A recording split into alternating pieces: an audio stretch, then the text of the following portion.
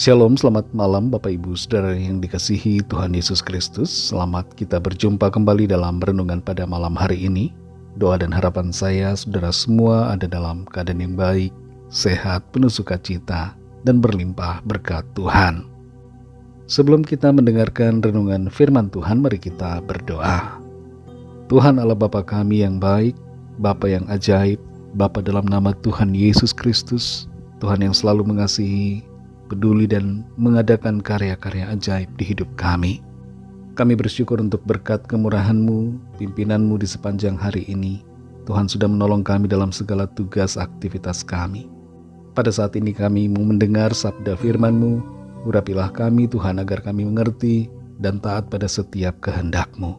Dalam nama Tuhan Yesus kami berdoa. Haleluya. Amin. Saudara yang dikasihi Tuhan, ayat renungan kita pada saat ini terdapat dalam kitab Amsal pasal yang ke-15 ayat yang pertama. Tertulis demikian, jawaban yang lemah lembut meredakan kegeraman, tetapi perkataan yang pedas membangkitkan marah. Saudara yang dikasihi Tuhan, sebuah penelitian yang diadakan di Universitas Kenyon membuktikan bahwa ketika seseorang berteriak dengan keras kepada orang lain, maka akan ada kecenderungan ia akan dibalas juga dengan teriakan. Ketika seseorang berbicara dengan suara yang keras, maka orang lain akan membalas dengan suara yang keras. Ini adalah kecenderungannya. Hasil pengamatan ini atau penelitian ini juga menunjukkan bahwa suara keras, suara yang lantang, kadangkala memunculkan kesan kasar dan menimbulkan kemarahan. Dan penelitian ini juga menganjurkan agar orang-orang berbicara dengan nada suara dan volume suara yang terjaga agar tidak menimbulkan friksi karena kesalahpahaman. Kita perlu menjaga agar sikap perkataan kita adalah lemah lembut sehingga tidak menimbulkan salah tafsir dan salah paham dari orang lain dan menghindarkan kita dari konflik dan pertikaian. Dalam Amsal 15 ayat yang pertama ini dikatakan, jawaban yang lemah lembut meredakan kegeraman, tetapi perkataan yang pedas membangkitkan marah. Ayat ini saudara mengajak kita semua, orang-orang yang percaya, untuk bukan hanya fokus pada hal-hal yang secara rohani kelihatannya baik, hubungan yang langsung dengan Tuhan, tapi kita juga harus menjaga hubungan kita dengan sesama. Ayat ini berisi nasihat yang praktis untuk kita dalam keseharian kita. Setiap hari kita berjumpa dengan orang lain, kita berjumpa dengan pasangan hidup kita, berjumpa dengan anak-anak, dengan orang tua, dengan teman-teman di lingkungan di mana kita studi, dengan orang-orang di mana kita bekerja, dengan komunitas di mana kita melayani dan sebagainya. Kita berhadapan dengan orang-orang, dengan sesama. Dan dalam hal itu ada komunikasi. Dan dalam komunikasi yang baik, kita perlu mengingat akan pesan dalam ayat ini, bahwa jawaban yang lemah lembut meredakan kegeraman, dan perkataan yang pedas membangkitkan marah. Tidak jarang terjadi suatu konflik muncul karena disebabkan oleh adanya perkataan yang membangkitkan kegeraman. Salah satu penyebab dari Perang Dunia Pertama adalah miskomunikasi. Adanya kesalahpahaman karena komunikasi yang tidak terjalin dengan baik.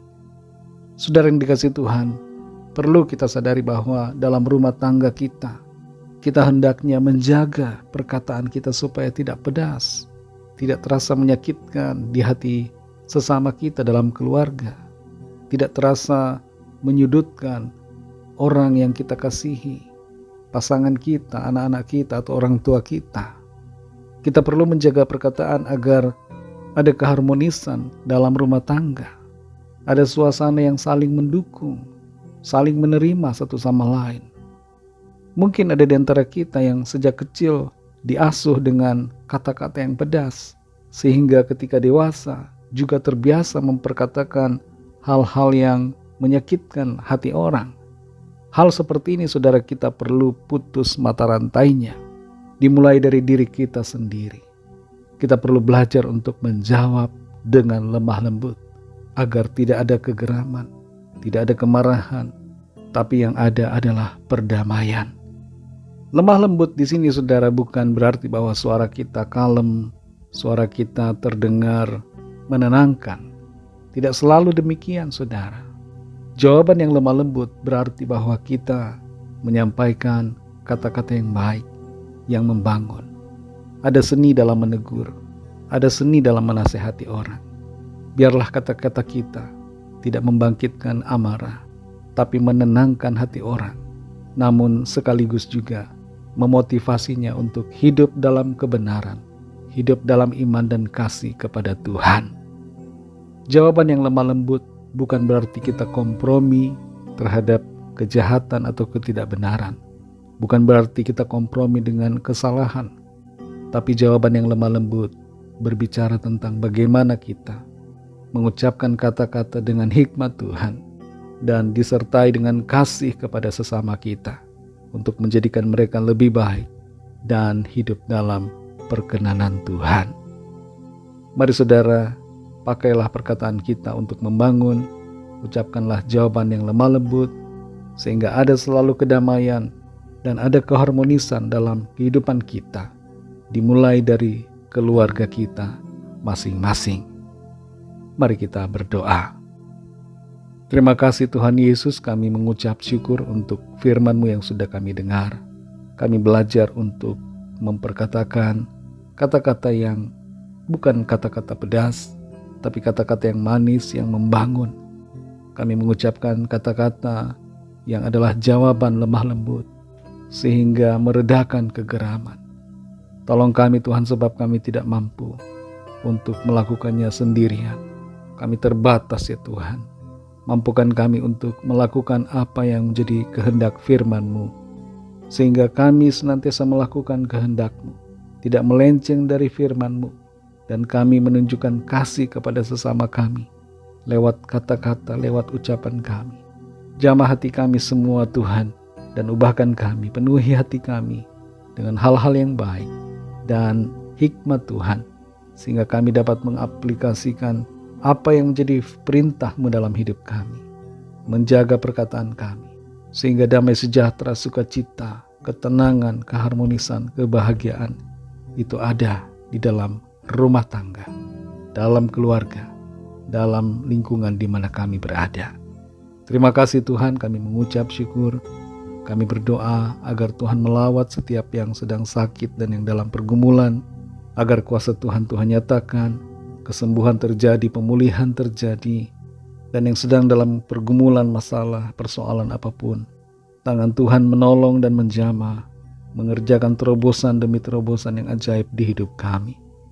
Terima kasih Tuhan, berkati kami semua di sepanjang malam ini dalam istirahat kami.